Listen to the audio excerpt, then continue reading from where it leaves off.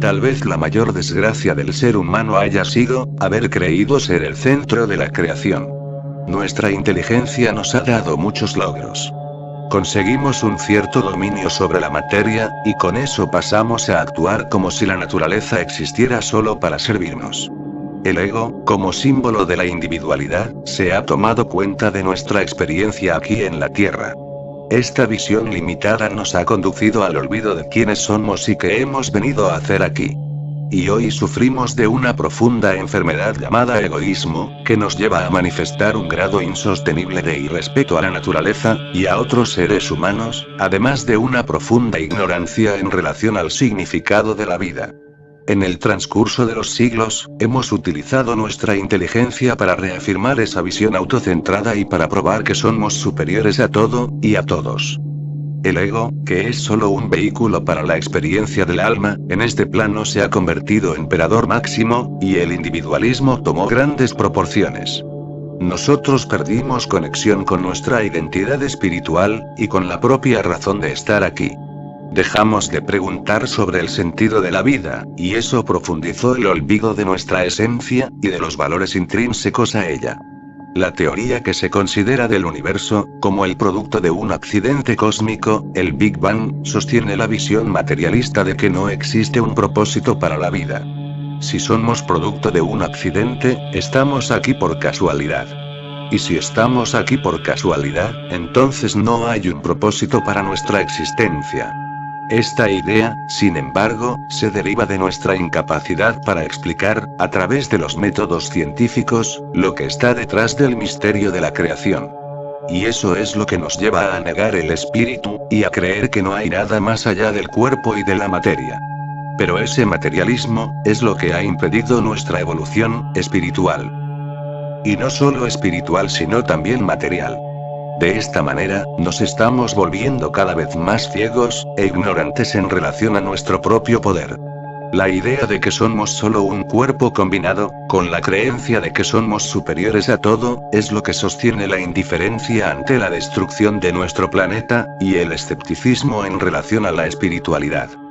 Desconsiderando incluso los descubrimientos no tan recientes de la física, seguimos cultivando una visión estrictamente materialista de la vida. En cuanto a individuos y sociedad, seguimos negando la existencia de un espíritu único que da vida e interconecta a todos los seres vivos, y a la naturaleza. Todo esto, sin embargo, forma parte de los desafíos de la experiencia humana en la Tierra, porque estamos aquí justamente, para realizar el recuerdo de quiénes somos, y de qué hemos venido a hacer. El olvido, a pesar de ser un instrumento de aprendizaje, en ese juego de la vida, cuando es llevado al extremo, se convierte en un gran obstáculo para la expansión de la conciencia. Y, en este momento, la humanidad está tomada por el olvido. La mayoría no tiene ni idea de lo que vino a hacer aquí, y ni siquiera se ha preguntado. Pero estamos acercándonos a un punto crítico, en el cual se requiere de un giro de 180 grados. Es como si estuviéramos más cerca del final de un gran proyecto, y nos quedamos presionados para cumplir nuestra misión. Algunos dicen que el plazo final ya pasó, y que no tiene más manera. Otros creen que todavía tenemos posibilidades de realizar nuestra meta. Creo que, para tener éxito, necesitamos pasar por grandes transformaciones. En primer lugar, necesitamos abrirnos a la verdad, de que somos seres espirituales viviendo una experiencia material en la Tierra, y que todos tenemos una misión común, porque sin esa conciencia, estamos condenados a la extinción. No obstante, surge la duda de quién soy, y qué he venido a hacer aquí. Constantemente, nos lleva a realizar ese tipo de preguntas, y a encontrar soluciones. Pero en realidad no encontramos la respuesta. Sin embargo, todo el tiempo estamos invitados a percibir, y a comprender el misterio. La naturaleza ha enviado mensajes claros, de que ha llegado la hora de despertar del sueño, del olvido, y de despertar a la realidad. Se convirtió en inaceptable que, con tanta información disponible, sobre la insostenibilidad de nuestro estilo de vida, sigamos actuando sin la mínima conciencia ecológica. Se ha vuelto inconcebible que todavía seamos tan escépticos, y cerrados, para la percepción de la realidad mayor, que trasciende la materia. Pues es ese cierre el que nos impide tener acceso al propósito de la vida. La verdad pueda que sea dolorosa. Nosotros, los seres humanos, estamos caminando hacia un gran fracaso. Hasta este punto, de nuestro paso aquí en la Tierra, no fuimos capaces de encontrar esa tan deseada felicidad. Y eso ocurre por el hecho de estar buscando en el lugar equivocado, fuera de nosotros. La felicidad no está en el futuro, en los bienes materiales, o en la opinión que los demás tienen sobre nosotros. Ella está aquí y ahora, dentro de nosotros. Necesitamos tener coraje y humildad para renunciar al orgullo y asumir nuestros errores. Necesitamos sanarnos del egoísmo. Todos y cada uno de nosotros, hemos venido para este plan con una misión, un propósito a ser realizado. A pesar de que, en la superficie, no somos igual, y términos diferentes, cualidades, estamos unidos por un propósito único. En última instancia, es la expansión de la conciencia. Y la conciencia se expande a través del amor. Por eso acostumbro a decir que nuestro trabajo como seres humanos, es despertar el amor, en todos, y en todas partes.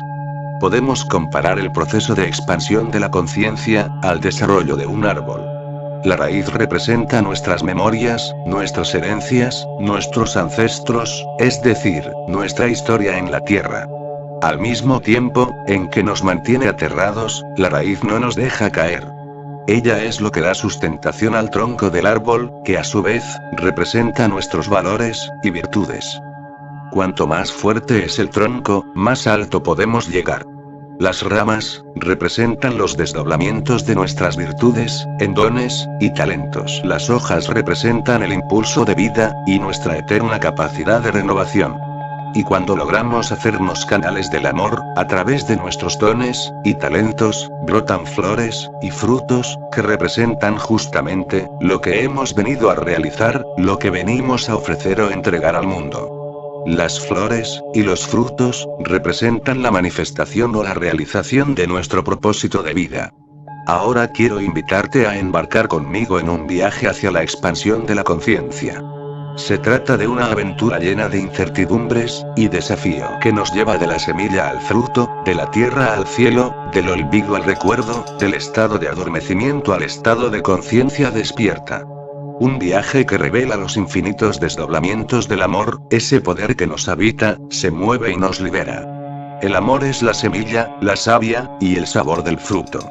Es la belleza y la fragancia de la flor. El comienzo, el medio y el final. Despertar el amor es el motivo de estar aquí. Para comenzar, comprenderemos el nacimiento de un potencial. En este plano físico, para hacer un viaje, necesitamos un medio de transporte. En lo que se refiere al tránsito del alma, hacia la conciencia divina, necesitamos pasar por la conciencia humana. Y para vivir esa experiencia aquí en la Tierra, disfrutando de una personalidad humana, se hace necesario un vehículo, pues el espíritu no tendría cómo vivir tal experiencia sin un ego, y un cuerpo. Así, nacemos con un cuerpo, y con una estructura psíquica proyectada para desarrollar un ego. Ego y cuerpo forman un vehículo, un instrumento diseñado para que el espíritu pueda vivir esa experiencia material. El alma es la porción individual del espíritu que se manifiesta a través de ese vehículo. Ella es el puente entre los planos material y espiritual. El alma acompaña al ser, en toda su jornada evolutiva, a través de los ciclos de muertes y renacimientos, y deja de existir cuando la conciencia individual se expande, y se funde en la conciencia cósmica. Esta es la forma que la conciencia encuentra para expandirse a través del ser humano, en el plano material. Así como una planta nace y crece, a partir de una semilla, la conciencia cósmica se manifiesta, y se expande a través de una conciencia individual. En ese sentido, el ego es como una semilla que es plantada en la tierra con el objetivo de desarrollarse, madurar, y generar frutos. La semilla trae consigo un potencial divino que se expresará de manera en particular por medio de cada uno de nosotros. Hay muchas definiciones para la palabra ego. Aquí me refiero a ella como el principio de la individualización, o como el principio de la idea del yo. A pesar de tener una función muy importante en el proyecto divino de expansión de la conciencia, cuya meta, en última instancia, es restablecer el estado de unidad, el ego también representa el nacimiento de un sentido de separación, es decir, principio de la idea de que estamos separados unos de otros. Por un cuerpo, una forma, la mente crea esa ilusión de separación. De hecho, en el nivel físico, que es el nivel de las apariencias, estamos separados, pero en el nivel del espíritu somos apenas uno. Sin embargo, esa ilusión forma parte del juego divino aquí en la Tierra, y está al servicio de la expansión de la conciencia. Ella es lo que, en la cosmovisión hindú, es llamado de Mahamaya, que se refiere a la gran ilusión. Al mismo tiempo que encubre nuestra visión con el velo de la dualidad, Mahamaya es también nuestra gran profesora. A través de ella, aprendemos lo que necesitamos aprender, y poco a poco, vamos empezando a ver más allá de ella. Mahamaya es una distorsión de la realidad que puede tomar muchas formas, entre ellas el egoísmo. La enfermedad del ego. Ahora bien, cuando nos permitimos contemplar, y dejarnos envolver por la belleza de la vida, observando los fenómenos de la naturaleza, percibimos que todo es fantástico, y que ciertamente, la vida va mucho más allá de esa realidad cotidiana que captamos a través de nuestros ojos físicos. Usted ya se preguntó cómo es posible frutos, y flores, de los más diversos tamaños, colores, fragancias, y sabores, simplemente brotar de árboles. Eso es fantástico. Incluso, sabiendo cómo funciona la naturaleza, si puede observar estos fenómenos con más profundidad, inmediatamente se dará cuenta de lo extraordinaria que es. La semilla es un ejemplo. De un pequeño grano nace un majestuoso árbol. La semilla contiene en sí una porción mínima, un quantum de una esencia que se imprime en un código genético. En este código, están las informaciones sobre su potencial máximo, que es también lo que va a realizar cuando se planta en la tierra. Y su potencial máximo, son los frutos, en ese caso los frutos que va a dar. De la misma manera, nosotros, seres humanos, traemos una porción de la conciencia divina, que desea expandirse, y expresarse, a través de nosotros. También traemos un código, un programa, algo a realizar. Este programa es el propósito del alma. Hemos venido para este mundo justamente para realizar ese propósito, que también suele llamar la visión, una visión a ser compartida con el mundo. El propósito se manifiesta de una manera muy particular en cada uno de nosotros. Cada alma individual llega aquí con un programa específico a ser realizado, y ese programa o propósito individual, está alineado con el propósito mayor de la vida. Me estoy refiriendo a lo que, en la sabiduría milenaria del yoga, es conocido como Dharma, la ley universal que rige la vida y une a todos los seres a un mismo propósito. En última instancia, el Dharma, o propósito mayor de la humanidad, es la expansión de la conciencia, pero yo suelo decir que es el despertar del amor, pues la conciencia se expande a través de él. Saber cuál es el propósito, es conocer lo que hemos venido a hacer aquí. Y lo que venimos a hacer aquí está íntimamente relacionado con lo que somos en esencia, es decir, el programa individual del alma está relacionado a la conciencia del ser. Así como la naranja solo puede dar naranjas, el ser humano solo puede dar un tipo de fruto. El amor, pues el amor es su esencia. Sin embargo, el amor es un fruto que puede manifestarse de infinitas maneras. Cada alma trae consigo dones y talentos, que son la manera única por medio de la cual el amor se expresa a través de nosotros. Al mismo tiempo que cada alma trae consigo dones y talentos, que son sus virtudes y potencialidades, a ser desarrolladas, ella trae también desafíos que servirán para su crecimiento. Algunos retos son parte del propio programa del alma, y se encuentran impresos en el ADN, como las enfermedades genéticas, y ciertas limitaciones físicas. Otros serán generados a partir de las elecciones que el alma haga en el transcurso de la encarnación. Pero, independientemente de su naturaleza, los desafíos son instrumentos de aprendizaje. También comparo esos desafíos o obstáculos, a lugares de parada en el viaje del alma en evolución. El viaje es largo, y muchas veces nos sentimos cansados. A veces necesitamos parar para abastecer y alimentarnos, a veces para cumplir acuerdos en lugares específicos. Pero toda parada sirve para de alguna manera, recuperarse, y absorber aprendizajes. Las pausas sirven para revisar el mapa de la vida y situarnos en nuestro viaje. En estos momentos, también podemos revisar los lugares por donde andamos y los agujeros por los que pasamos, a fin de evitar nuevas caídas. Pero paramos, principalmente, para rescatar partes que quedaron atrapadas en el pasado y para absorber ciertas lecciones. Y, de esa forma, nos vamos fortaleciendo para seguir hacia el destino final. Estos lugares de parada, donde el alma estaciona temporalmente para absorber determinados aprendizajes, y liberarse de la cadena de reacciones generadas por las acciones equivocadas del pasado, son lo que llamamos karma. Esta palabra sánscrita significa literalmente acción, pero se refiere a una ley cósmica, la ley de causa y efecto, acción y reacción, que determina que todo efecto tiene una causa. Todo lo que se manifiesta ahora en nuestras vidas es un producto de nuestras acciones pasadas. Para cada acción hay una reacción. Así, el karma implica no solo la acción, sino también la reacción inherente a ella. Una vía del yoga, llamada Karma Yoga, el yoga de la acción, habla sobre la práctica de la no acción, que es una acción que no genera reacción, una causa sin efecto. Sin embargo, para una acción no generar reacción, ella necesita ser desprovista de intereses egoístas. Este es el fundamento básico del Karma Yoga, yoga de la acción, cuyo principal instrumento es la acción o el servicio desinteresado. Mucho se ha dicho en el yoga, pero poco se sabe de la verdad sobre él. El yoga no es solo un sistema de posturas, y la meditación física. El yoga es un gran conjunto de técnicas y herramientas, capaces de actuar en todos los niveles de nuestro sistema, físico, mental, psicoemocional, energético y espiritual. Que tiene la función de ayudarnos a reconectar con la realidad mayor, con nuestra esencia, o incluso con nuestra verdadera identidad. Por eso el yoga es un camino de autorrealización o de liberación. Al reconocer nuestra verdadera identidad, nos volvemos libres para ser quienes somos. Karma Yoga es el camino de la libertad a través de la acción, es la vía del yoga que conduce a la autorrealización por medio del servicio desinteresado. La acción desinteresada nos libera, pues ella posibilita que dejemos de producir reacciones y, consecuentemente, que nos libertemos de la red del karma.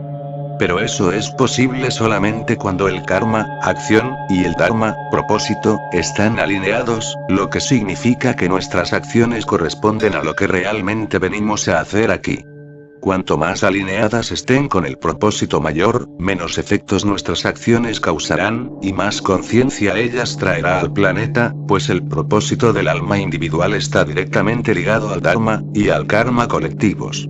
Ahora, nos adentraremos en las influencias externas.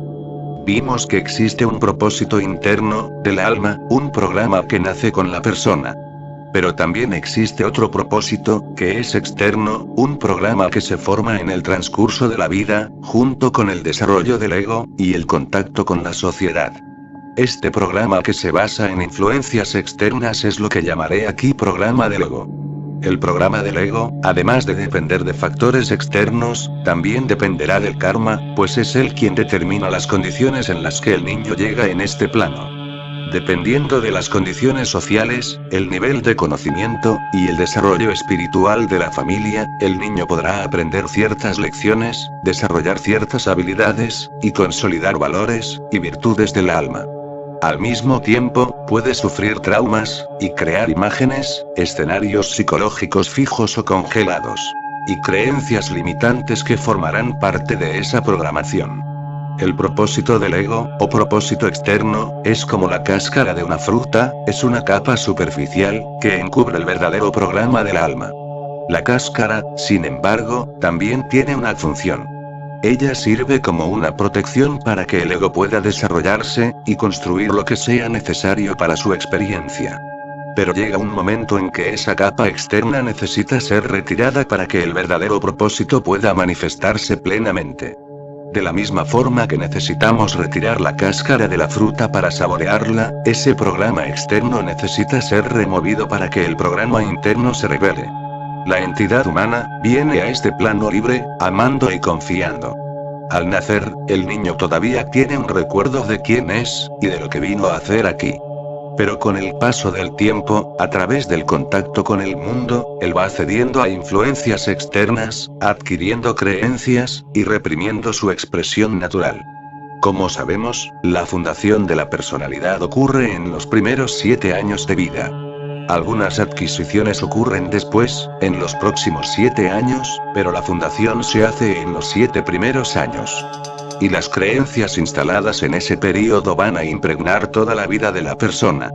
Entonces tempranamente, el niño comienza a sentirse carente e inseguro. Comienza a sentir celos, rabia, y envidia, y eso no sucede por casualidad. Aprende eso con aquellos que están a su alrededor, prioritariamente con los padres, pero también con los educadores, y demás familiares cercanos. Consecuentemente, estas personas participan en el proceso de desarrollo de la personalidad de esa alma. Y, por ignorancia, acaban transfiriendo al niño sus miserias y carencias. Con eso se establece un círculo vicioso en el que la ignorancia procrea ignorancia. Cuando el niño empieza a frecuentar la escuela, e inicia una vida social, recibe nuevos insumos, además de los que llegan a través de los padres y familiares, sobre lo que supuestamente es correcto o incorrecto. Sobre lo que debería ser y hacer en la vida, lo que en general no es lo que él quisiera ser y hacer. Se imponen nuevos límites y reglas, se transmiten nuevas ideas, prejuicios, opiniones, creencias. Es verdad que, para su propio bien, el joven necesita límites y reglas, pero nadie enseña que ciertas reglas necesitarán ser abandonadas, pues ellas deben estar al servicio del desarrollo de la conciencia, y no al contrario. Todo ser humano trae consigo una visión, en pro del desarrollo sostenible del planeta. Aporta una sabiduría, una potencia. Pero, normalmente, debido a esas influencias externas, su visión se va olvidando, y su poder se va acumulando. Y en la medida en que está contenido su poder, se vuelve contra él. Se crean fuerzas que se oponen a su propósito. El programa del alma impulsa a la persona a moverse en una dirección, pero la mente condicionada por factores externos hace que ella siga en otra. Esta contradicción crea sufrimiento. Podemos, de forma sintética, decir que estamos aquí para realizar un tránsito del estado de olvido hacia el estado de recuerdo de quiénes somos, y de lo que venimos a hacer aquí, pues, como ya vimos, al llegar a esta tierra, estamos envueltos por un velo de la ilusión de que actúa a través de olvido. Normalmente, hasta el inicio de la juventud, una persona todavía tiene la visión clara de lo que vino a hacer. Lleva un fuerte anhelo, trae consigo sueños que son expresiones de su propósito, pero poco a poco se va olvidando, y creyendo en las voces externas que insisten en decir que ese sueño es imposible de realizar, que ese camino no es bueno, o, aún, que la persona no tiene capacidad para ello. A poco, ella va cediendo a esas voces hasta que desiste, y se olvida completamente de sus sueños, y pasa a soñar el sueño de los demás. Si ya ha tenido la oportunidad de acompañar el crecimiento de un niño, usted sabe que él nace confiando, y amando con toda su pureza. El niño que aún no ha sido corrompido, y contaminado por las creencias, y miserias de los adultos a su alrededor, simplemente agarrado de la mano del padre, y de la madre, y va con ellos, sin saber a dónde la están llevando. Sin embargo, poco a poco, deja de confiar. Comienza a ser alcanzado por el miedo en la forma de la desconfianza y la inseguridad, y el odio en la forma de la rabia y la venganza. Pero, ¿por qué ocurre esto? Porque se le enseña al niño. Desde temprano, el niño aprende que es una víctima de las circunstancias externas, y con eso también aprende que necesita defenderse. A poco, va creando los más variados mecanismos de defensa y adquiriendo creencias y condicionamientos limitantes.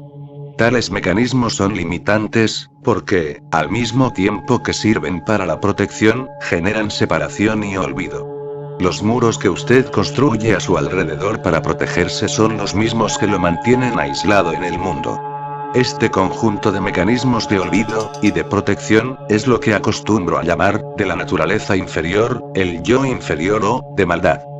Esto que conocemos como maldad no es más que un conjunto de mecanismos de defensa que el ser humano desarrolla desde temprano en la vida para protegerse del dolor de los choques de humillación, rechazo y exclusión. al hablar de maldad, no me estoy refiriendo al comportamiento exclusivo de los criminales y corruptos, pues todos sufrimos choques de esa naturaleza. Por lo tanto, todos cargamos algo de maldad. Y cuanto más maldad una persona manifiesta, más dolor se carga en su sistema. Ahora, en el caso de la educación. Ya sabemos que tiene un papel fundamental en la formación de la personalidad infantil, y también en el proceso de expansión de la conciencia humana. A través de la educación, podemos facilitar o dificultar este proceso. Por eso necesitamos dar la debida importancia para ese tema. En mi visión, solo a través de la educación podremos fomentar la transformación necesaria para salvar nuestro planeta, que se encuentra en proceso de degradación. Pero para que un cambio significativo ocurra en el mundo, necesitamos realizar una gran reforma en la educación, y esa reforma empieza por nosotros, adultos. El proceso de educación de nuestros niños debe comenzar a través de la reeducación de nuestro yo inferior. Solo entonces realmente tendremos algo de qué dar.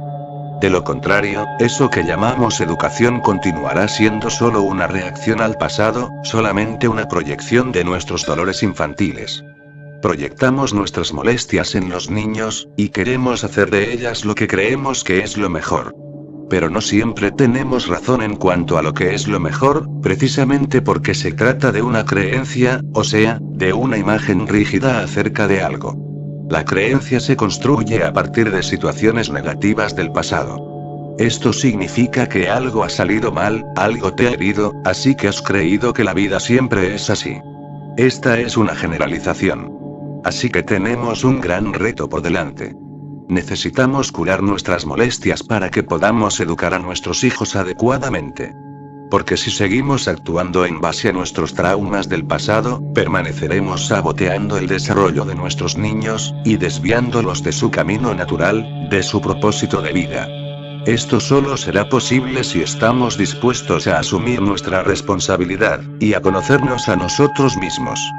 Porque ya que nos encontramos, que nos libera nuestras creencias limitantes, y la idea de que somos víctimas, y nos hacemos capaces de apoyar el desarrollo sostenible de la personalidad infantil, lo que implica no proyectar nuestras miserias en los niños, y dar fuerza para que su visión, y su sabiduría sean reveladas para el mundo. Necesitamos renunciar a la necesidad de tener nuestras expectativas, y carencias de nuestros hijos, pues esta es la raíz del problema. Sé que no es una tarea fácil, pues es muy difícil no repetir patrones, y no imponer puntos de vista para el niño.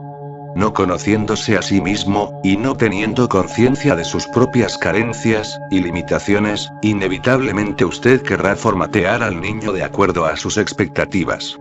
Si usted ha sido muy herido, desapropiado y humillado, es muy probable que, estando en una posición de poder y autoridad ante el niño, usted se pierda y quiera abusar de ese falso poder.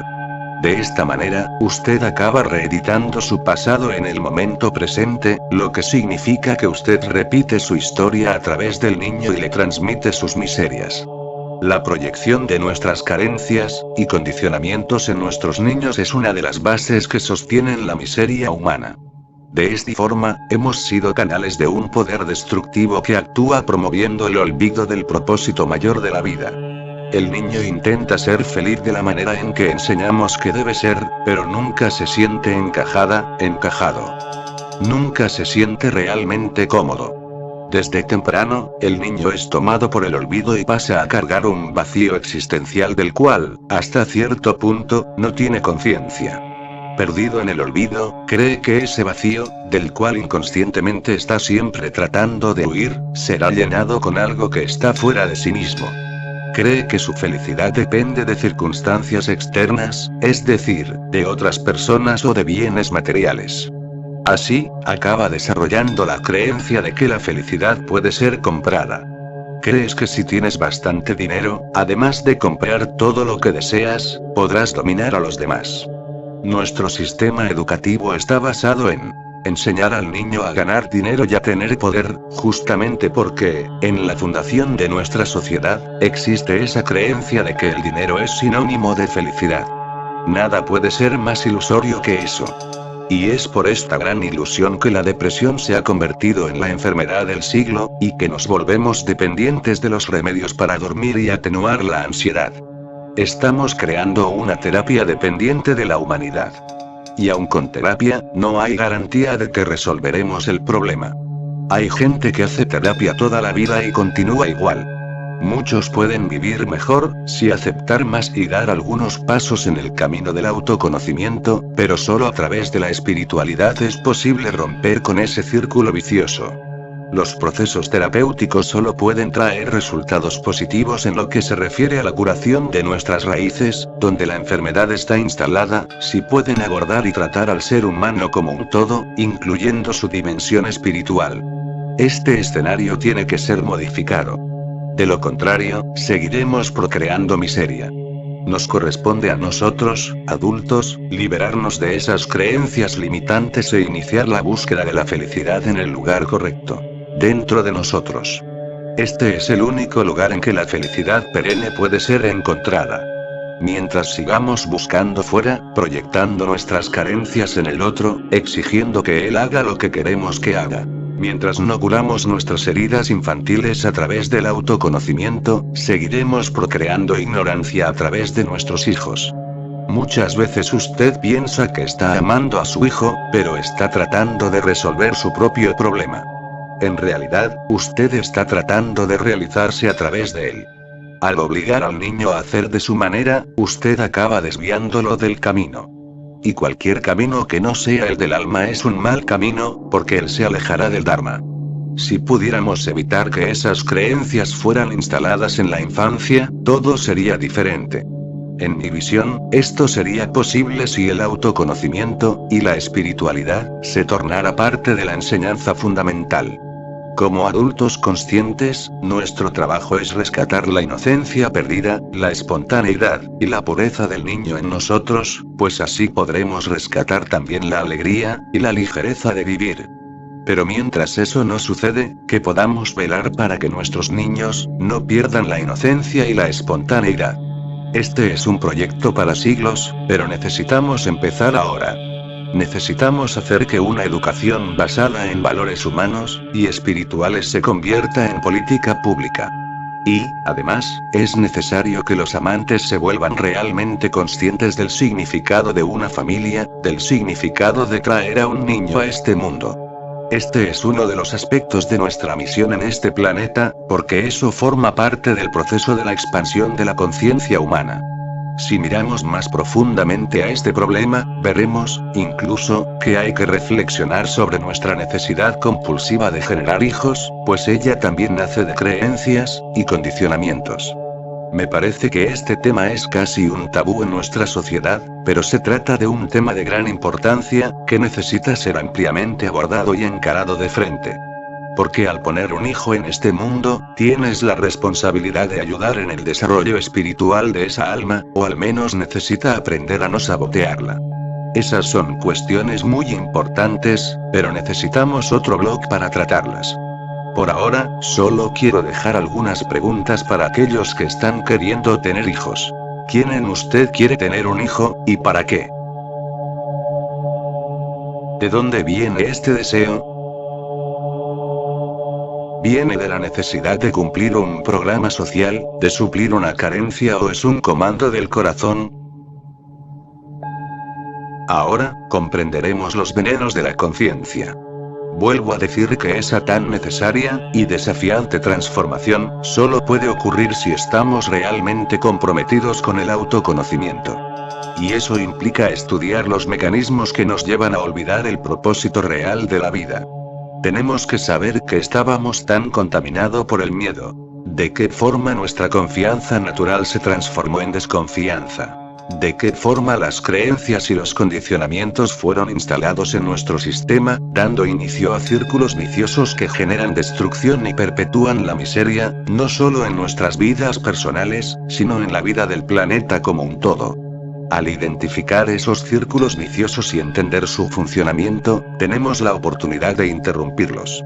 Y cuando eso sucede, la energía que hasta entonces estaba siendo utilizada para mantener el olvido puede ser redireccionada para el recuerdo de quiénes somos. Los principales mecanismos que están al servicio del olvido son la represión y la negación. Ellos actúan en nuestro sistema como verdaderos venenos para la conciencia. He aquí cómo. La represión, como mencioné anteriormente, cuando nace, la entidad humana, a pesar de tener el recuerdo de su identidad, presenta límites que la hacen dependiente. Por lo tanto, ella necesita recibir de los padres muchas cosas, entre ellas, 3 elementos son los más vitales: la alimentaria, la protección y el amor. Estos elementos son básicos, para que el niño pueda sobrevivir y crecer de forma sana. Además, hay otro elemento que también es fundamental, pero que normalmente es desconsiderado: la libertad. La libertad es una necesidad tan básica para el alma como el alimento es para el cuerpo. En verdad, ella es intrínseca al ser, pero, al encarnar en este plano, tenemos nuestra libertad restringida.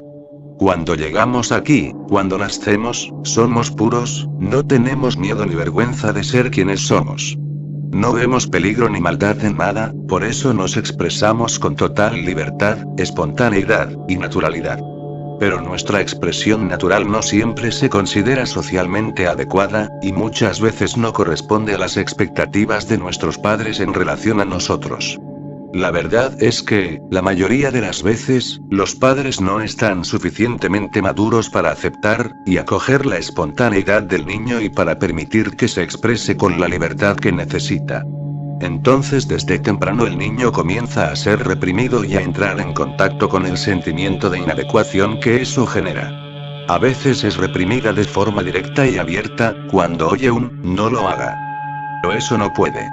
Y a veces la represión ocurre de forma indirecta y sutil, a través de la retirada del amor. Si el niño hace algo que los padres no les gusta o consideran inadecuados, se castiga con frialdad e indiferencia. Y cuando la sexualidad empieza a aflorar, y el niño empieza a jugar con el propio cuerpo, lo primero que escucha, normalmente: "pare con eso. Eso es feo".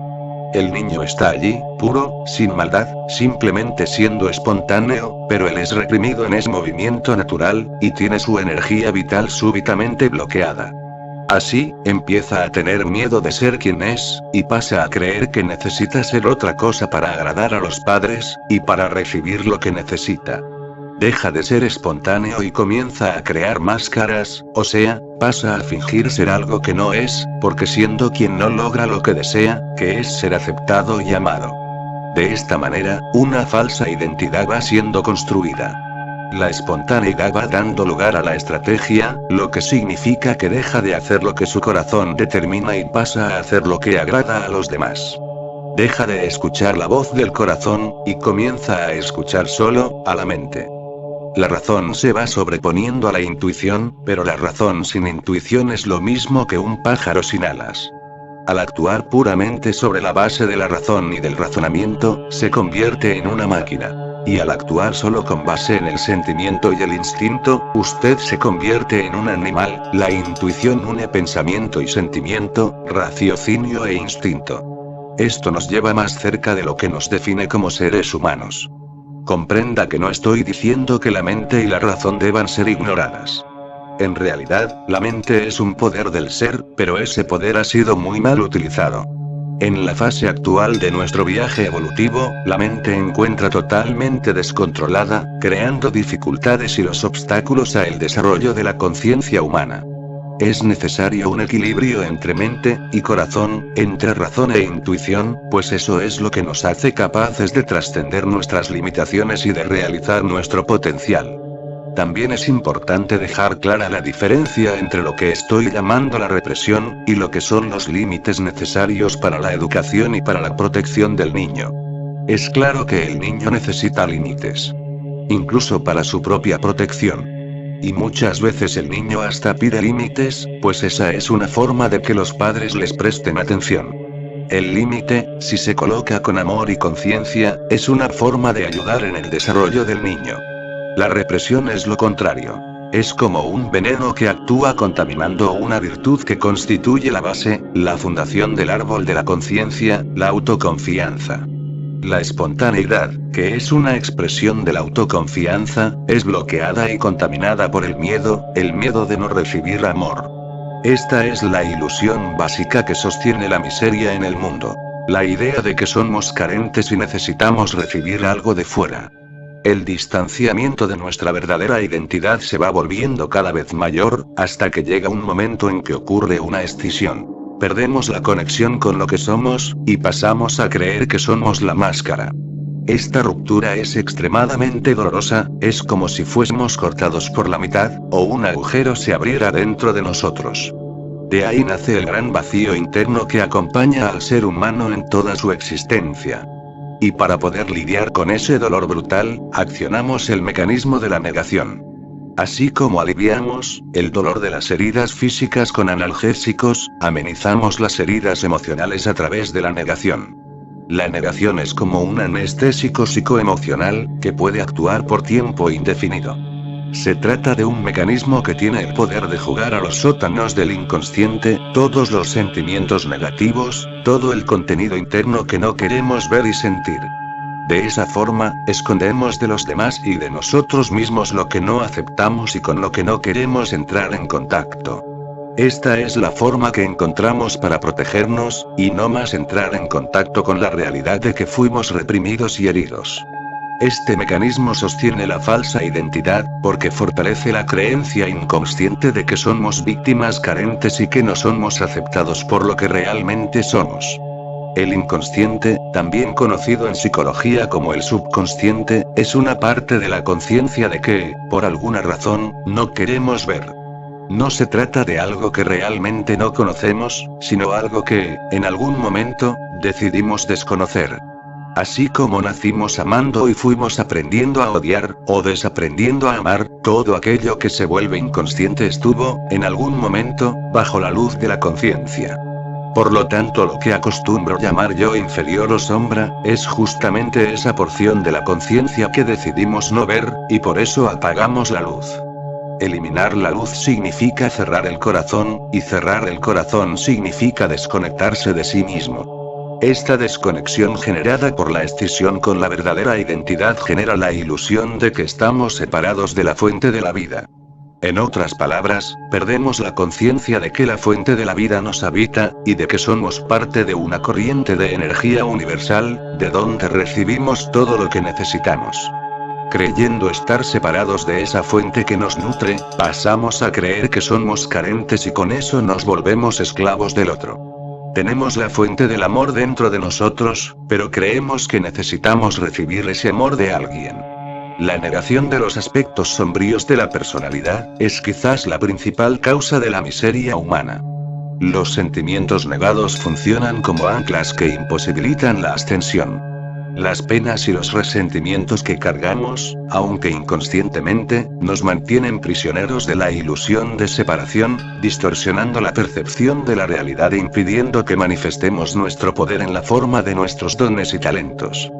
De esta manera, estamos impedidos de alcanzar el propósito mayor, que es el recuerdo de quiénes somos y de lo que venimos a hacer aquí. Ahora, nos adentraremos en el crecimiento. En este caso, la falsa identidad. Todo ser, encarnado en este plano, pasa por ese proceso de ruptura que acabo de describir.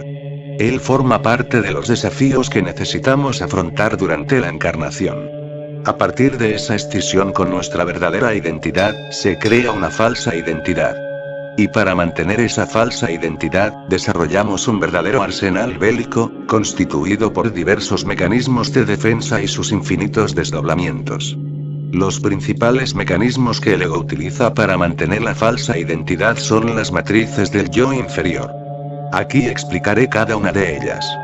Gula representa todo tipo de avaricia o compulsión. Los vicios más densos y concretos, los más fáciles de identificar y estudiar. Puede ser compulsión por comer, comprar, hablar, sexo, entre otras cosas. En la base de esa matriz, está la creencia de que, al consumir o tragar cierto elemento, usted sacia la carencia, y el vacío existencial. La compulsión nace de la falta. Ella surge de la ruptura con la esencia a través de la represión. La persona gulosa intenta suplir el agujero generado por la escisión con la comida o con cualquier otro elemento que pueda sustituir la falta de amor. Esta carencia genera una voracidad que, cuando no se llena, se transforma en ansiedad. La pereza, la paralización ante lo que hay que hacer a causa de sentimientos suprimidos y congelados en el sistema. La pereza puede manifestarse de forma pasiva o activa. Cuando ella se manifiesta de forma pasiva, la persona no puede hacer lo que tiene que hacer, y a veces queda hasta sin conseguir salir de la cama, lo que genera un desequilibrio en la química del cerebro que se desdobla en depresión. Y cuando se manifiesta de forma activa, la persona hace muchas cosas, a veces se vuelve workaholic, menos lo que realmente necesita ser hecho. La avaricia, la necesidad de acumulación, la persona se protege por detrás de lo que acumula. Ella cree que, al acumular, será protegida. Algunos se esconden detrás del dinero, pero hay gente que se esconde a través de cosas oxidadas que encuentra en la calle o hasta acumulando basura. Ella acumula y no consigue soltar nada, ni siquiera un viejo clavo. La envidia, el deseo de destruir al otro, creyendo que es superior. La persona envidiosa no cree ser capaz de llegar a donde el otro llegó, entonces necesita rebajarlo. Y para hacer eso, hace uso de la maledicencia, que es hablar mal del otro. La maledicencia puede manifestarse de forma bastante intensa o puede actuar de maneras muy sutiles y difíciles de identificar. Por ejemplo, estando en un medio en el que la persona que usted envidia es bastante considerada y admirada, usted resuelve soltar un veneno, hablando mal de ella como si estuviera haciendo un elogio. Ella es una persona muy cool, pena que tiene tal defecto. Hay también otro aspecto de la envidia que es de difícil comprensión: la autoenvidia. Este es un aspecto que está conectado con el orgullo y la lujuria. Cuando la autoenvidia está actuando, la persona comienza a sabotearse a sí misma. En este caso, la situación es más compleja, porque se trata de un aspecto extremadamente difícil de identificar. La ira, una extrema reactividad a las situaciones.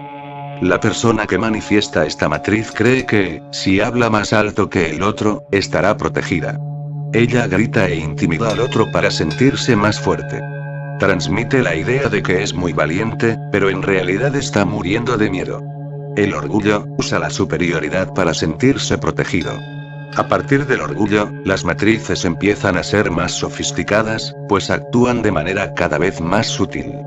A pesar de que todas las matrices tienen su complejidad, las anteriores son relativamente más fáciles de manejar, con la excepción de la autoenvidia. El orgullo es complejo, porque puede manifestarse de muchas maneras diferentes. Algunos ejemplos son vanidad, soberbia, timidez, complejo de inferioridad o superioridad, victimismo, y falsa humildad. La lujuria, necesidad de obtener energía a través de la energía sexual.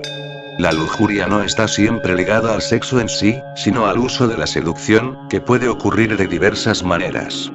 Muchas veces, la necesidad de agradar al otro es una forma de dominarlo. Ella está íntimamente conectada con la ira, pues la lujuria, cuando no recibe lo que quiere, se transforma en ira. El miedo, hay muchas creencias relacionadas con el miedo. El miedo está en la base de la estructura del yo inferior, dando sustentación a la ilusión de que somos carentes, de que somos solamente un cuerpo. El miedo es la antítesis del amor. Y por último, la mentira, la más sutil, entre las matrices, porque la mentira no es solo lo que usted cuenta en el día a día para salir bien en la foto, sino también lo que da apoyo a todas las otras matrices. En última instancia, la mayor mentira es la que usted cuenta para sí mismo. La mentira sobre su verdadera identidad. Ahora, comprenderemos las falsas máscaras. Si crees ser carente, es inevitable que esperas a recibir algo del otro. Inevitablemente, se crean expectativas. Esto es un gran problema, porque, por más maravilloso que sea, usted no tiene garantías de que recibirá lo que quiere. Por más que sea hábil para convencer al otro a dar lo que usted cree que necesita recibir, usted no tiene garantía de que él va a corresponder a su expectativa. Aunque todo lo que buscas fuera de ti mismo está en tu interior, no puedes ver esa realidad. El ser que te habita es completo, él no es carente de nada, pero su percepción se encuentra limitada por condicionamientos y creencias, entonces no puede percibir esa realidad. Y por eso, usted se convierte en un mendigo que, para recibir una migaja de atención, vende el alma. Pretende ser algo que no lo es. Usa máscaras para agradar y recibir una pequeña mirada, un pequeño cariño. De esa forma, desperdicia la vida tratando de forzar al otro para que te ame. Este es un estado de encarcelamiento, de dependencia profunda, que genera rabia. Y esta rabia se vuelve contra sí mismo. Se siente enojado porque, de alguna manera, usted sabe que se está vendiendo. Usted está prostituyendo. Una vez, alguien estaba juzgando la prostitución, y yo reflexioné. ¿Quién en este mundo no paga por sexo? Por lo menos las prostitutas dejan el precio bien claro. Perdona mi franqueza, pero tengo que ser honesto. Mi trabajo es eliminar la mentira y alimentar la verdad. Piense. ¿Quién no paga para recibir atención? ¿Que no tendría que pagar para recibir afecto? Estando involucrado en la idea de la carencia, usted paga con su espontaneidad y con su libertad. Deja de ser quien realmente es, y se especializa en ser cualquier cosa que robe la atención del otro. Usted se especializa en sacar energía del otro y desarrolla estrategias para mantenerlo en su mano. Esta es la esclavitud. A veces, para llamar la atención, usted utiliza la máscara de la víctima. Me voy a matar si usted no me mira. A veces, la máscara del autosuficiente. No te necesito. Yo soy fuerte y doy cuenta de la vida solo. Y a veces usted, simplemente, es indiferente. No estoy ni ahí, estoy por encima de todo. Estos ejemplos son los patrones clásicos, pero cada uno de ellos tiene infinitos desdoblamientos. Ellos son solo una muestra de lo que se hace a conquistar, dominar y manipular al otro, de acuerdo con su necesidad de ser amado. Son estrategias para forzar al otro a amarlo, pero eso es imposible, porque el amor verdadero solo puede ser dado de gracia, sin pedir nada a cambio. Incluso cuando somos exitosos en ese juego y conseguimos la atención del otro, sabemos que no fue espontáneo. Entonces no confiamos y nos sentimos inseguros, frustrados y continuamos creando nuevas estrategias. Este círculo vicioso tiene como principal característica la necesidad de amor exclusivo. No se limite a ser satisfechos en sus expectativas, no lo suficiente para ser amado. Usted tiene que ser amado exclusivamente. Todo tiene que ser para usted. La persona que está con usted no puede mirar hacia el lado. Ella necesita mirar a usted las 24 horas del día. En este caso, ¿cómo confiar y descansar? No es posible estar en control todo el tiempo. Observe cómo este juego es una gran esclavitud. Pero esa esclavitud es creada por la mente para sostener la falsa identidad. Es el falso yo, que cree en la carencia. Él cree que es un mendigo y se convierte en un mendigo de atención.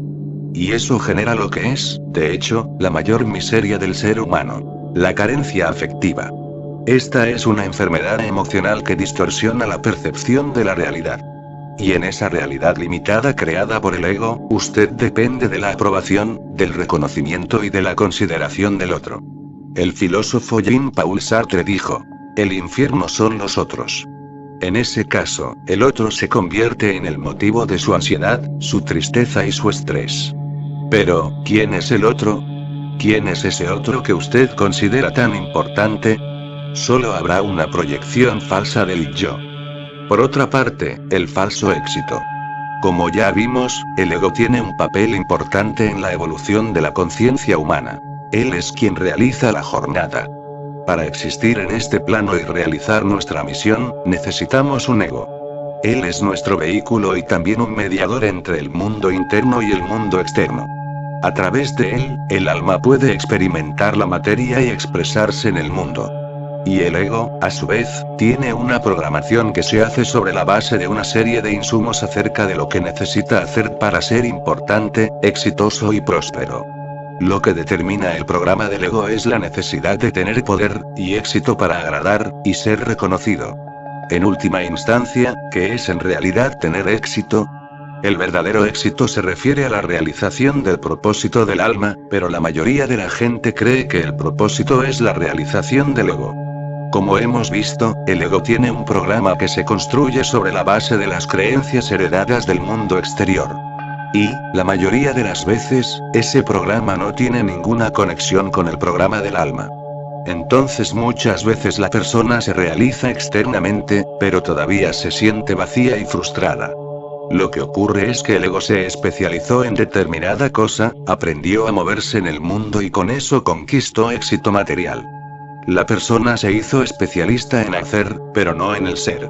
Sin embargo, la completitud solo se alcanza cuando el ser y el hacer se alinean. Y esa alineación solo ocurre cuando el propósito interno, del alma, se manifiesta también externamente. Otra manera de ver el ego es como un personaje. Revestido de un cuerpo, él es el protagonista de la historia de nuestra encarnación. Este personaje es quien experimenta la vida humana, vive situaciones y absorbe los aprendizajes. No somos ese personaje o ese cuerpo, nosotros somos el espíritu que está detrás de este ropaje, pero en el desarrollo de la trama de la vida, el ego se va fortaleciendo, y el personaje va siendo incorporado de tal manera que pasamos a creer que somos el personaje. Esta nueva identidad con la que nos identificamos, genera un constante sentimiento de angustia y desencaje, lo que algunos interpretan como una sensación de vacío. Es como siempre hay algo que faltaba. Esto genera la impresión de que algo aún necesita ser hecho o conquistado. Estamos siempre insatisfechos, queriendo más, pues nada puede llenar el vacío de no ser quienes somos. Pero durante un periodo no tenemos conciencia de ello, y acabamos construyendo toda nuestra vida sobre la base de identidad forjada. Y desde allí nos dieron un montón de cosas. Podemos construir verdaderos imperios, conquistar mucho éxito, fama, dinero y poder, pero no podemos conquistar la verdadera felicidad. Eso que estoy diciendo no es una novedad. Por lo demás, es un sentido común decir que dinero no trae felicidad, pero el hecho es que en el fondo creemos que la felicidad viene de ahí. Entonces luchamos por el dinero, y de esa manera, hasta conquistamos una cierta alegría, pero una alegría pasajera, tan frágil como una llama al viento. Esta es una felicidad estacional, que viene y va de acuerdo con la tendencia de la estación, de acuerdo con la moda. Un ejemplo. Usted compra un coche nuevo, y eso te hace muy feliz, hasta el momento en que un nuevo modelo es lanzado, o hasta el momento en que tu compañero de trabajo compra un coche mejor. Usted se enamora y, por algunos meses o semanas, se queda en éxtasis. Hasta que el otro comienza a llegar más cerca, y usted comienza a ver que él no era tan perfecto como usted se imaginaba. Su felicidad dura solo mientras el otro corresponde a sus expectativas. Mientras el otro está allí a su lado, mirando solo para ti, y dándote toda la atención, te sientes muy importante y confiado, pero basta con el otro dar una mirada hacia el lado para que vuelvas a sentirse un miserable. Si su felicidad depende del otro, si todo lo que usted conquista es para ser importante para el otro, eso no es felicidad, es dependencia. La verdadera felicidad solo puede venir de lo que es real, lo que queda. Y lo que es real, es nacido de plenitud interior. Es cuando podemos sentirnos completos por ser lo que somos. Y eso solo es posible cuando podemos manifestar el propósito de nuestra alma. Este es el verdadero éxito, es un sentimiento de satisfacción, de relleno, de estar en el lugar correcto. Cuando eso sucede, nos armonizamos con el flujo de la vida y, naturalmente, tenemos nuestras necesidades atendidas. Todas las mejoras, incluyendo la vida material. La prosperidad, cuando es fruto del encuentro consigo mismo, es un regalo divino que está al servicio del propósito mayor. Pero mientras no tocamos ese núcleo interno, todo lo que producimos y construimos es para huir de algo o para protegernos de algo. Ahora, en el caso de la falsa riqueza. Muchas veces, buscamos frenéticamente la riqueza material para encubrir la pobreza que nos habita. Y a veces el karma permite que esa riqueza sea construida en la materia. Sin embargo, si la riqueza no tiene lastre en la verdad, si no es un producto de la manifestación de la plenitud del alma, sino un producto del miedo a la escasez, inevitablemente, se desmoronará. Este tipo de riqueza no tiene alma, pues no tiene lastre en el corazón. Ella puede traer una alegría pasajera, pero no genera paz. Por el contrario, puede convertirse en una carga. Muchos conquistan fortunas, pero no logran relajarse para disfrutar de ellas, pues siempre tienen miedo de perder algo. Se trata de una riqueza que se basa en la avaricia. Algunos se vuelven esclavos de la idea de que la gente les gusta solo por lo que tienen, y a veces eso es verdad. Debido a que, estas personas estaban preocupados solo para tener, y no en ser. Esa riqueza sin alma, sin lastre en el corazón, en algún momento, tendrá que caer. Porque todo lo que se construye sobre la base de la mentira, inevitablemente, tendrá que ser desconstruida. La esencia de la experiencia humana es la expansión de la conciencia, por eso todo lo que construimos necesita tener bases sólidas en el mundo interno. Un castillo de arena no puede mantenerse en pie cuando sube la marea. Para estar en pie, necesita tener una fundación sólida y resistente, lo que significa que necesita ser verdad. Para eso, necesitamos quitar los mecanismos de defensa que están al servicio de la mentira de que usted es carente de amor. Y eso solo es posible a través del autoconocimiento. No hay nada malo con la riqueza. El problema es la falta de uno mismo. Lo que usted ganó exterior no es un problema. El problema es no conquistar a sí mismo. El autoconocimiento es sinónimo de recuerdo de sí mismo. Cuando recordamos nuestra identidad real, volvemos automáticamente al camino del corazón, que es el programa de nuestra alma.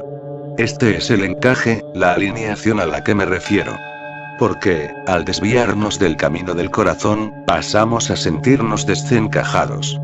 Si no estamos siguiendo el programa de nuestra alma, no importa el tamaño del éxito que conquistamos en el mundo, seguimos cargando una angustia. Muchas veces no lo percibimos, pues estamos muy involucrados en la lucha por el éxito o por la supervivencia, pero siempre estamos ansiosos, abatidos, tristes, desencajados. A veces usted tiene un atisbo de conciencia, y se da cuenta de que algo está mal.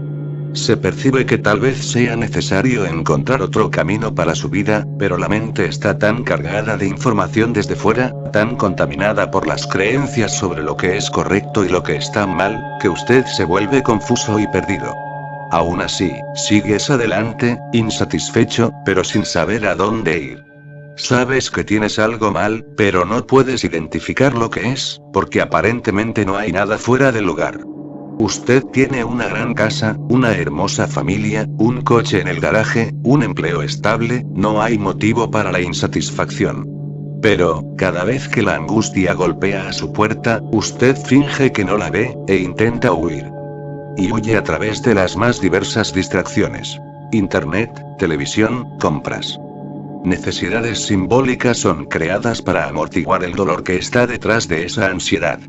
Estas necesidades se transforman en vicios, que funcionan como amortiguadores de la conciencia, por medio de los cuales usted guarda en los sótanos del inconsciente, aquellos contenidos que se les han negado.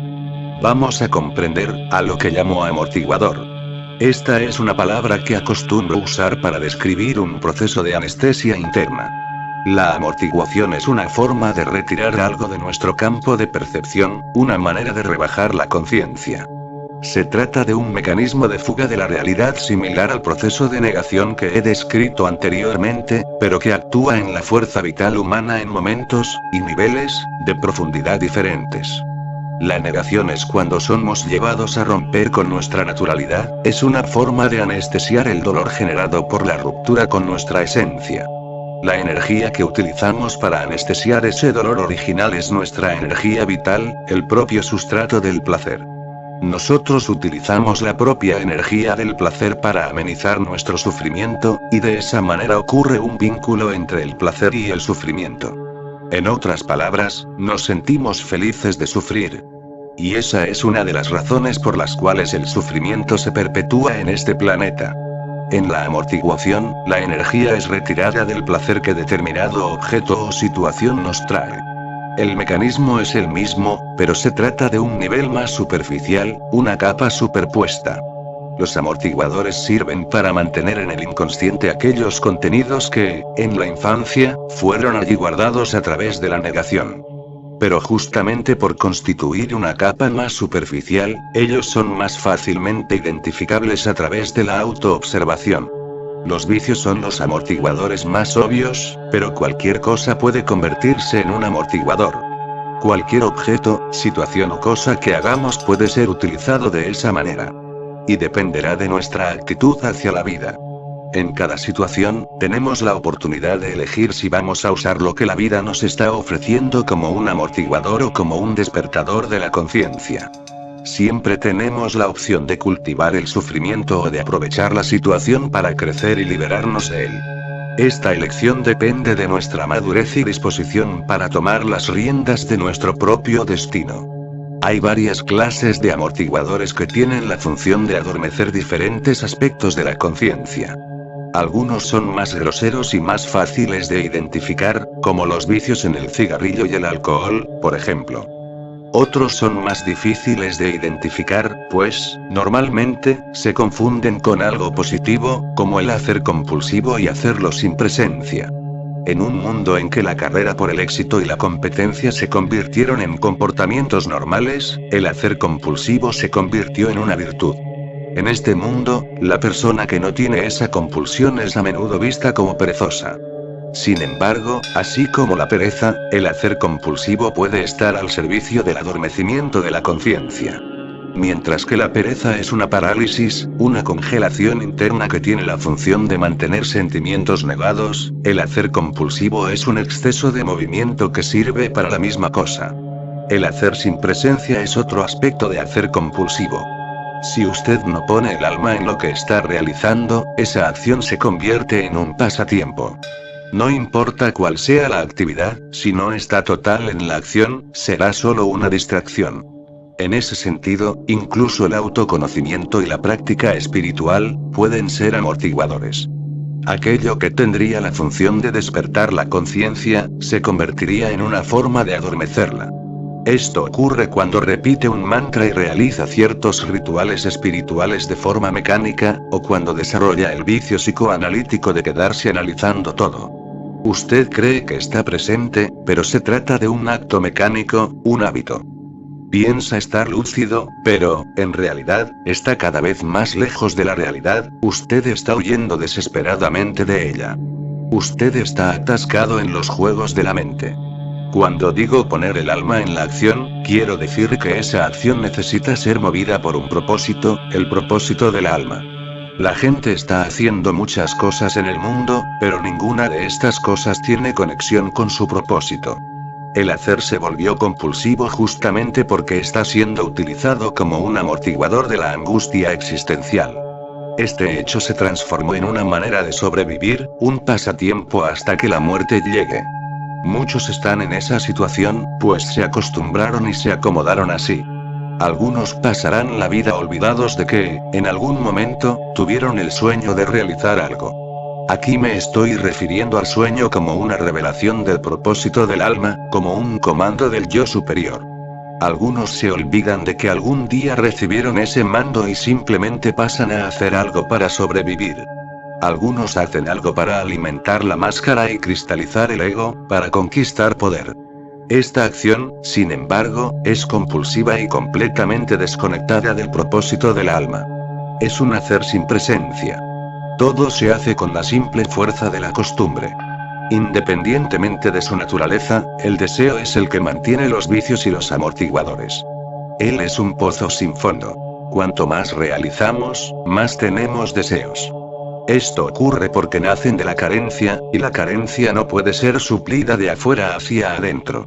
Ella es un estado emocional en el que creemos que no tenemos lo que necesitamos. Lo que puede liberarnos de ese estado es el reconocimiento de que todo lo que estamos buscando compulsivamente fuera de nosotros existe en abundancia dentro de nosotros. Vimos anteriormente que, en algún momento de nuestro viaje, perdimos la conciencia de la fuente de la vida que nos habita. Esta fuente que nutre y supera todas nuestras necesidades está dentro de nosotros, pero nos olvidamos de esa verdad. Esto crea un profundo sentimiento de falta, que es el período de la escasez. Y la carencia nos hace pedazos mientras permanecemos sentados sobre un baúl de diamantes. El baúl como metáfora para nuestra riqueza interior, como un símbolo que representa esa fuente de donde viene todo lo que necesitamos. Él es el campo de la potencialidad pura, un lugar donde todo es posible y donde nada falta. Para mejor comprensión, en el caso de los amortiguadores clásicos. Los principales amortiguadores que impiden el despertar de la conciencia son el sexo, el dinero y la comida, pero, obviamente, estos tres elementos son parte de la experiencia humana en la Tierra. En realidad, también son instrumentos de desarrollo. Sin embargo, debido a las distorsiones, se convierten en amortiguadores. Una distorsión se produce cuando el yo inferior se apropia de algo. Cuando el miedo y el odio se apoderan de un instrumento legítimo de desarrollo, este se vuelve nocivo.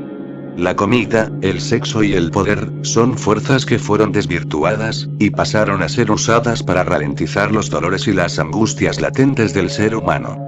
Por lo que suelo llamarlos, amortiguadores clásicos.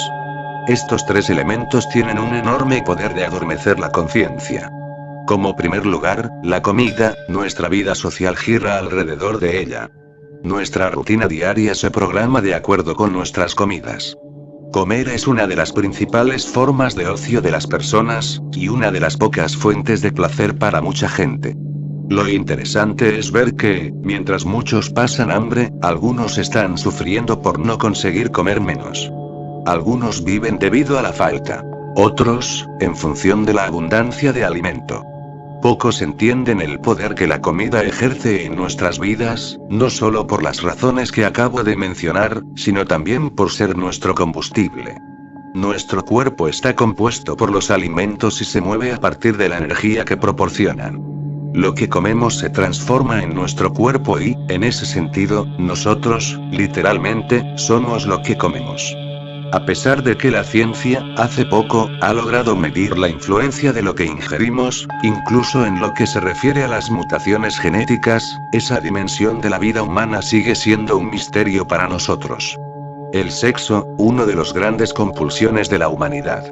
Usted puede incluso no tener sexo, pero no lo quita de la cabeza. Por cierto, es justamente por reprimir el deseo sexual, que el ser humano se ha vuelto dependiente de la pornografía, y de las distorsiones de la sexualidad. A menudo digo que la lujuria es la reina de este mundo. Pero cuando hablo de lujuria, no estoy haciendo un juicio moral, sino refiriéndome al uso de la energía sexual para manipular, dominar y obtener poder sobre el otro. No hay nada malo en el sexo. Es natural. El problema está en las distorsiones y perversiones sexuales. Y, el poder, nuestro mayor vicio es el deseo de poder, principalmente en la forma del dinero. No es necesario hablar mucho para acordar que el ser humano es completamente dependiente del dinero. Si la lujuria es la reina de este mundo, el dinero es el rey. El dinero es sinónimo de poder. A través de él, usted compra lo que desea, y esto puede incluir a individuos. La gente vive para ganar dinero, mientras que deberían ganar dinero para vivir. Ellas tienen mucho que gastar, pero no tienen tiempo para eso. El dinero se convirtió en el medio y el fin. Para muchos, además de tener dinero y éxito, significa también tener un cargo importante, tener influencia sobre muchas personas o tener fama. La comprensión sobre los amortiguadores es esencial para que podamos tomar conciencia de lo que nos mantiene distanciados de la verdad. Pero también es importante comprender que no estoy juzgando o criticando el uso de esas herramientas de amortiguación. Entiendo que a veces el dolor es tan intenso que usted no da cuenta. Cuando el dolor de cabeza es muy fuerte, normalmente es necesario tomar un analgésico, pero si el dolor persiste, es necesario buscar su causa. Lo mismo ocurre en el nivel emocional. Usted utiliza cierto recurso para amortiguar el dolor, hasta que pueda construir una estructura emocional sólida capaz de soportarla. Pero ¿por qué el contacto con el dolor es importante? Porque en ese núcleo de dolor está la causa de la enfermedad y, por lo tanto, la curación. El problema es cuando usted se vuelve adicto al analgésico y no quiere dejar de usarlo. Por lo que cerrar el acceso al núcleo de dolor inhibe la posibilidad de cura. Estando bajo el efecto de anestésicos, la impresión es que todo está bien, de que todo está normal. Usted no está sintiendo el dolor y por eso cree estar sano, pero en realidad se está poniendo cada vez más enfermo. El vicio, no importa cuál sea, es un amortiguador que está al servicio de la protección de apegos. No importa cuál sea su adicción. Al convertirse en un adicto, estás protegiendo y al mismo tiempo huyendo de algo. En lo más profundo, está huyendo de sí mismo. Por alguna razón, existe un miedo de mirar hacia adentro y ver la realidad. Tal vez usted tiene vergüenza de algo. Tal vez sienta miedo de ver que toda su vida ha sido construida a partir de una fantasía, una ficción. El hecho es que, en algún momento, para poder lidiar con el dolor, usted creó una historia y pasó a vivir en ella. Esta fue la forma que usted encontró para aliviar el dolor por haber sido reprimido, humillado, olvidado, abandonado y rechazado. Entonces usted se convirtió en el personaje principal de esa historia y pasó a creer que es ese personaje. Con el tiempo, se aferró a los elementos de la narración creados. Buena parte de las historias tiene al menos 3 personajes. Un héroe, un villano y una víctima. Y dependiendo de la fase de su vida, usted transita entre estos diferentes papeles. Algunos pasan la vida entera en un solo papel, porque, en ese caso, el amortiguador está siendo eficiente. Sin embargo, en la mayoría de los casos, el amortiguador va perdiendo la fuerza, y usted necesita cambiar de personaje. Hay siempre una necesidad de cambio. Pero estando apegado al papel, usted se siente constantemente amenazado. Siempre tienes miedo. Y el miedo es proporcional a la dimensión de su apego. Cuando la vida le invita a hacer un cambio, ella es vista como un peligro. ¿Pero cuál es el peligro? El mayor peligro es descubrir que la historia que siempre creyó ser su vida es solo una invención de la mente. Los amortiguadores se utilizan para anestesiar y al mismo tiempo para eliminar el miedo. Pero usted tiene miedo de perder sus logros justamente porque son sus anestésicos. Sus heridas todavía están abiertas, ya que, no teniendo condiciones de lidiar con ellas, usted necesitó negarlas. Usted no percibe ese proceso interno debido a la anestesia, pero los dolores del pasado están allí, influenciando su vida actual. Sin tener conciencia de ello, su vida es impulsada por el pasado, y sus elecciones actuales son influenciadas de igual manera. Ahora una anécdota. Una vez, un hombre llamado Benjamín, fue a visitar a un maestro. Y le preguntó: bien, estoy muy enganchado. Estoy viciado en el sexo, el alcohol, la pornografía, pero si todo está bien en mi vida, ¿por qué tengo que cambiar algo? ¿Por qué tengo que ir detrás del dolor? ¿Por qué no puede seguir así? Ahora bien, antes de saber cuál fue la respuesta del maestro, primeramente, uno de los síntomas más comunes de la profunda amortiguación, en que el ser humano se encuentra, es la normosis. Una enfermedad psíquica cuya principal característica es un estado casi hipnótico en el que la persona cree que todo está absolutamente normal. La corrupción es normal, la violencia es normal, contar una mentirita es normal. La traición es normal, la competición, el fingimiento, la trampa, el embotellamiento, todo es normal. Sus relaciones son fútiles, y no duran más que unas semanas, pero eso es normal. Usted pasa más tiempo en internet, buscando fotos de mujeres que con su propia compañera, pero eso es normal.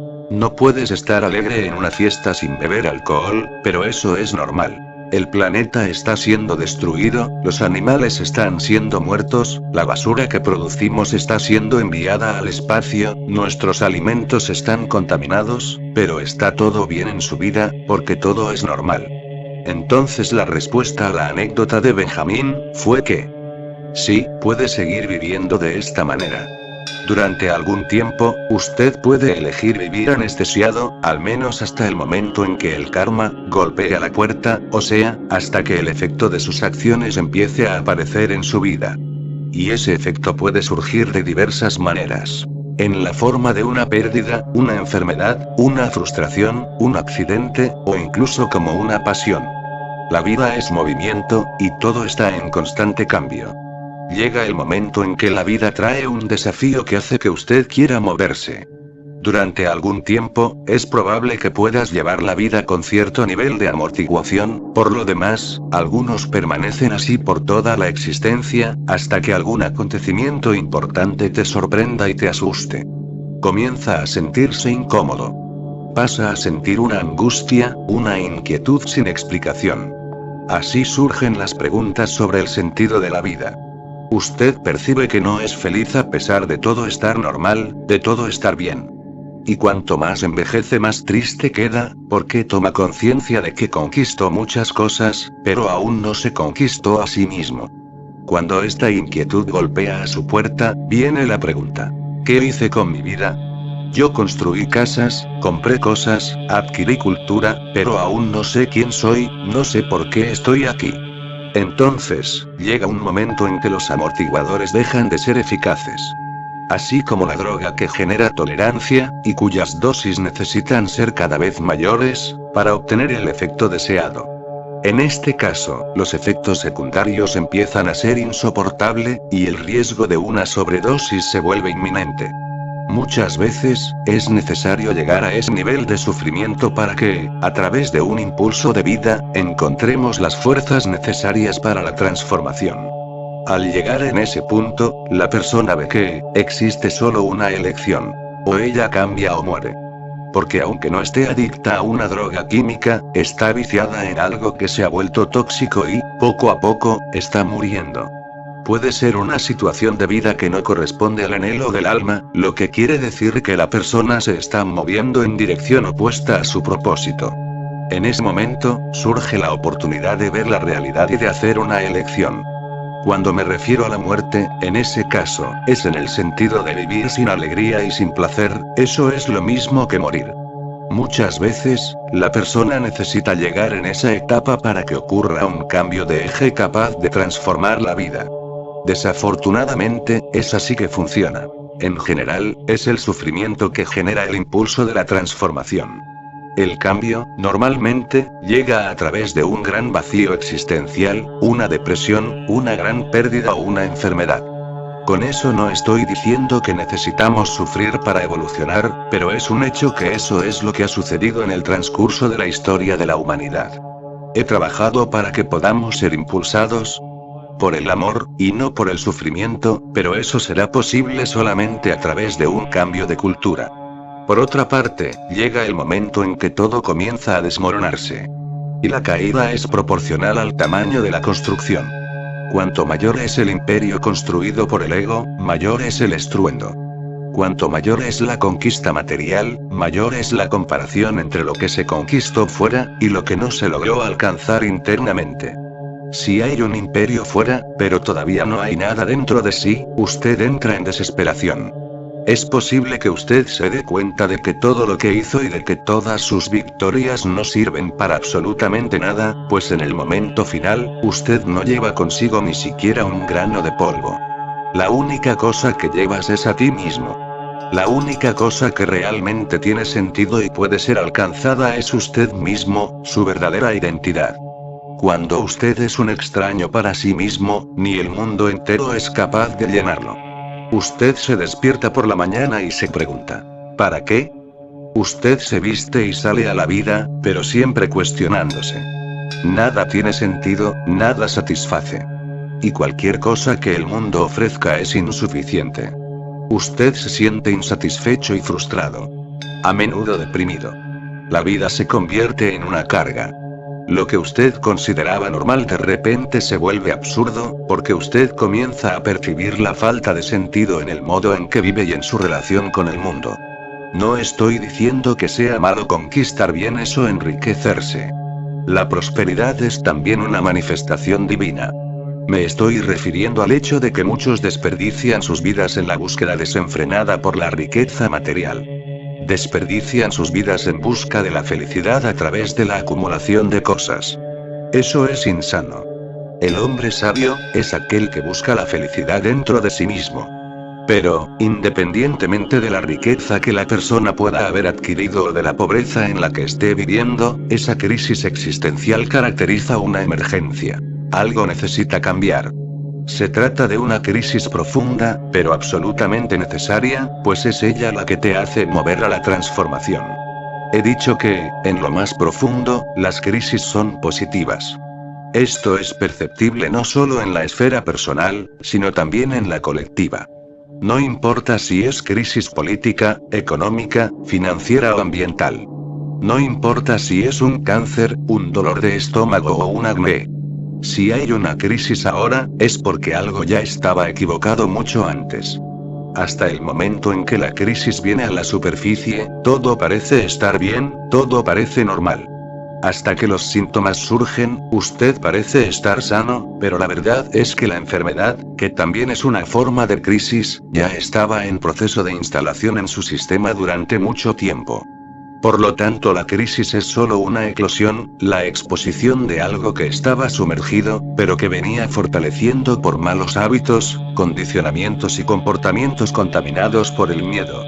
Mirando por ese ángulo, la crisis es una bendición, pues, si examinamos lo que está detrás de los síntomas, tendremos la oportunidad de reconocer y tratar la enfermedad en su origen. Por lo tanto, es una oportunidad de curación y crecimiento. Ahora, es importante comprender, al respecto del amor reprimido. No podría pasar por este tema sin tocar la cuestión de la depresión, pues veo que estamos enfrentando una verdadera epidemia de ese trastorno. Como mencioné anteriormente, la depresión se convirtió en la enfermedad del siglo, y eso refleja el punto en que estamos en la jornada evolutiva. Por más que hayamos avanzado en los descubrimientos científicos, todavía no encontramos solución para ese tipo de desequilibrio. Muy al contrario. Los índices de suicidio son espeluznantes. Desarrollamos máquinas capaces de ir más allá de la atmósfera terrestre y de visitar otros planetas, pero aún no tenemos tecnologías eficaces para la trascendencia de la carencia y para la curación de la obsesión por el poder. Todavía no hemos sido capaces de encontrar soluciones a nuestros problemas ambientales ni a los altos índices de pobreza y violencia en el mundo. Yo suelo jugar diciendo que sería muy bueno si pudiéramos desarrollar una píldora para despertar el amor. Esa sería la píldora que cura todas las enfermedades, pues el amor es el solvente universal para todos los males. La depresión es un síntoma de amor reprimido. El amor guardado en la caja fuerte.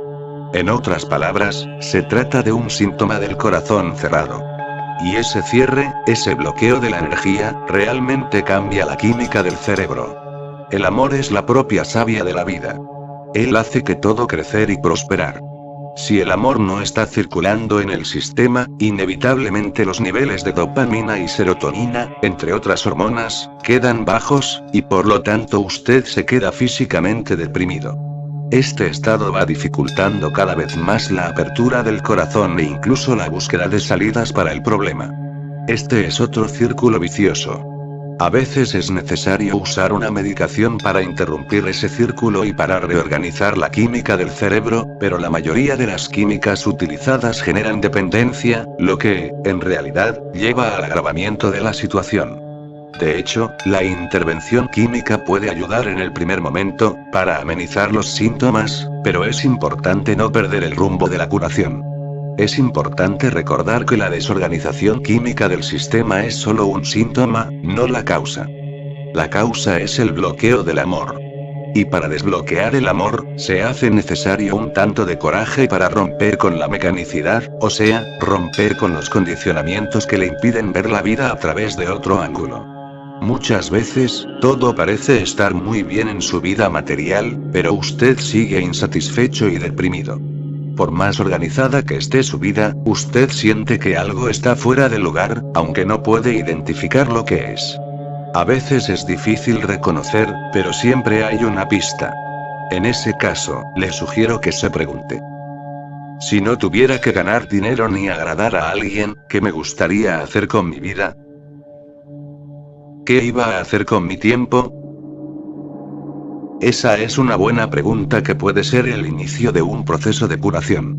Si usted se permite ir profundamente en ese estudio, será capaz de ver que no está dando paso a lo que su alma quiere manifestar. No está dando paso al amor. En otras palabras, usted no se está permitiendo ser espontáneo porque está atrapado en un papel social. Pregúntese, ¿quién está actuando en ese papel? ¿Quién es el personaje de esa historia?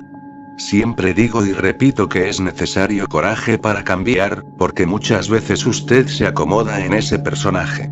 Lo que ocurre es que la personalidad, desde temprano, fue entrenada para hacer lo que es correcto de acuerdo con los estándares de la sociedad, y hasta cierto punto eso es necesario, pero usted deja de ser niño y se convierte en un adulto atrapado en esos límites. Usted crece físicamente, pero en el aspecto emocional continúa en el mismo punto. Entonces usted hace lo que es correcto, siguiendo los estándares sociales, para recibir amor y atención, pero eso le impide ser espontáneo y natural. Y cuando usted condena la espontaneidad, condena también su salud mental. Y uno de los principales síntomas de esa represión de su espontaneidad es justamente la depresión. Un aspecto común en todos los cuadros depresivos es el sentimiento de soledad, de estar separado y, por consiguiente, desprotegido. En general, la persona se aísla y deja de relacionarse con el mundo. Puede incluso lograr tener éxito en ciertas áreas de la vida, lo que trae un alivio y esconde, por un tiempo, los síntomas de la depresión. A veces los síntomas aparecen cuando la persona está sola y, al despertarse en medio de la madrugada, es tocada por la desesperación, o aun cuando no quiere levantarse por la mañana. Hay ocasiones en que surgen sentimientos difusos y crisis de pánico, pero siempre hay un sentimiento de desencaje, una falta de sentido en la vida, una tristeza sin causa aparente. La persona no sabe explicar por qué está triste, pero sigue haciendo sus cosas de modo automático. Ella no está allí, el alma no está presente, porque se siente aprisionada y no logra expandirse. Tal vez la frase que mejor expresa el estado de depresión sea "la vida es sufrimiento". Veo que, independientemente de nuestras marcas personales, colectivamente también estamos atravesando una zona depresiva. Cuando hablo colectivamente, me refiero a la humanidad, a la raza humana. El planeta está pasando por una zona gris. Esto sucede porque la conciencia se está expandiendo, y estamos empezando a percibir esa gran desconexión que nos ha llevado al grado máximo de degradación ambiental y de los valores espirituales y humanos. De cierta forma, estamos empezando a tomar conciencia de nuestra locura. Ahora, comprenderemos soportar ese dolor. He constatado que uno de los mayores desafíos de la jornada humana es sentir. O mejor, tratar con lo que se siente. Veo que solo la disposición para enfrentar los dolores existenciales que nos habitan, puede curar a la humanidad, pues son esos dolores que generan nuestra locura. Porque, ¿no es insano matarnos unos a otros? ¿No es una locura destruir nuestro planeta? ¿No es insano contaminar los ríos? ¿No es una locura contaminar la tierra? ¿No es insano destruir nuestra fuente de vida? En mi visión todo esto es insano, pero se trata de una locura producida por el dolor inconsciente que cargamos. De tan desafiante que es sentir, y lidiar con los sentimientos, acabamos colocándonos dentro de una armadura. Creamos un muro entre nosotros y el mundo y nos volvemos insensibles, porque ese muro nos impide sentir. Y nosotros lo hacemos porque, en algún nivel, existe la idea de que sentir es muy peligroso. Esta idea existe a causa de una memoria que cargamos. Como ya vimos, en algún momento de nuestra biografía pasamos por experiencias dolorosas y difíciles de soportar y con eso necesitamos amortiguar el dolor. Entonces erigimos un muro que se construye con muchos sentimientos. Orgullo, miedo, venganza, odio, racionalización y diversos otros mecanismos de defensa. Sin embargo, para seguir adelante en el viaje, ese muro tendrá que ser destruido. En algún momento, necesitaremos retirar la armadura y quedar vulnerables. Solo así será posible aprender a lidiar con los sentimientos. Este aprendizaje es un paso necesario para el proceso evolutivo, porque solo puede sostener el éxtasis si puede soportar la tristeza, pues el canal del sentir es el mismo. Tanto la tristeza como el éxtasis pasan por el mismo canal. Por lo tanto, al bloquear los sentimientos para no sentir el dolor, usted también impide la posibilidad de sentir placer. Alguien dijo una vez que las emociones son como caballos salvajes. Ellas son indomables, y los sentimientos son como rápidos de agua que usted no controla y no sabe a dónde le llevará. Pero en algún momento, usted tendrá que lidiar con eso. Necesitará aprender a enfrentar la vulnerabilidad y la incertidumbre que los sentimientos traen. Al mismo tiempo que los sentimientos pueden llevarlo a visitar los calabozos del inconsciente y activar los pavimentos, las desesperaciones y las angustias que no se pueden traducir en palabras, también pueden conducir a experiencias maravillosas, y hacerle llorar de alegría y gratitud. Tratar con los sentimientos negados es un paso inevitable.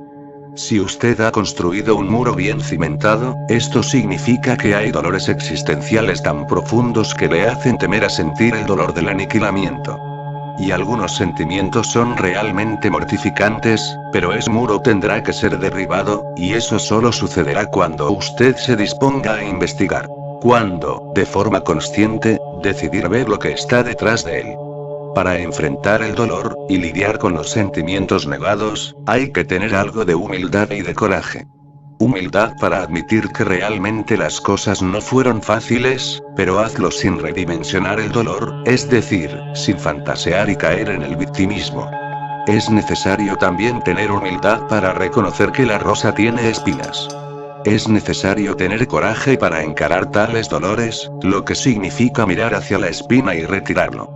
Pero quitar la espina causa dolor, especialmente si él está acomodado en la carne. Y el hecho de estar acomodado no significa que no duele. Por el contrario, debe estar infectado, creando una gangrena que usted no siente, por estar amortiguado. Entonces, en el primer momento, mover en la espina va a doler más que haber atado en la carne. Mirar hacia las espinas significa entrar en contacto con memorias y traumas que siempre quiso olvidar. Querer olvidar o querer que algo no exista no es suficiente. Quieres romper con el pasado, pero aún está ahí. Solo es posible liberarse del pasado llegando a un acuerdo con él. Identificar nuestras preocupaciones, y trastornos, locuras, es el primer paso. Sin embargo, entre la identificación de la enfermedad y la curación hay un camino a veces largo. Así que tenemos que estar comprometidos con la curación, que es realmente valioso. En este mundo, es raro encontrar personas que tienen esta lucidez. Por lo tanto, para ser tú mismo, además de humildad, es necesario tener compromiso, coraje y firmeza para liberarse de las defensas y de construir los muros, las armaduras y las máscaras. Para ello, necesitará ser vulnerable. Solo es posible manifestar el propósito del alma estando desarmado, por eso digo que el hecho de que usted se identifique que se está defendiendo, que está peleando, que está armado es una medida de éxito. Solo el proceso de tomar conciencia de ello ya tiene el poder de despertarlo. Cuando usted percibe algo que no estaba percibiendo, su conciencia ya está expandida. Por eso he dicho que la mayor conquista de la humanidad no se refiere a los avances científicos, sino a la capacidad de identificar lo que se ha negado, y de aprender a lidiar con la naturaleza sombría. La capacidad para tratar el dolor. Incluso con todo el desarrollo tecnológico, y la acumulación de dinero, aún no aprendemos a manejar la ira, los celos, la envidia, y la frustración. Por lo tanto, considero algo realmente valioso para el ser humano, aprender a enfrentar esos contenidos, o sea, los dolores existenciales que lo habitan. Debido a la inhabilidad que tenemos para trabajar con eso, simplemente sacamos esos sentimientos de nuestro campo de visión, amortiguamos y desarrollamos máscaras. Esto no quiere decir que yo estoy en contra de los avances tecnológicos y científicos. Al contrario. Soy un usuario y un investigador de nuevas soluciones, siempre y cuando estén alineadas con el desarrollo sostenible del ser humano y sirvan al propósito mayor. Es un hecho que nos hemos desarrollado muy tecnológicamente en las últimas 3 décadas. Nunca hubo tanto dinero en el mundo. Sin embargo, seguimos matando entre sí. No hay nada malo con la tecnología, con las maravillas de la arquitectura, del arte, de la ingeniería. No hay nada malo con el dinero. La cuestión es el uso que estamos haciendo de eso. Veo que la humanidad se ha detenido en este punto del estudio. Al mismo tiempo que existe la necesidad de aprender y crecer a través del sufrimiento, hay también una incapacidad para lidiar con el dolor. Esta paradoja ha generado un sufrimiento innecesario, por eso digo que si hay algo de real valor en ese mundo es el autoconocimiento. Este es el camino.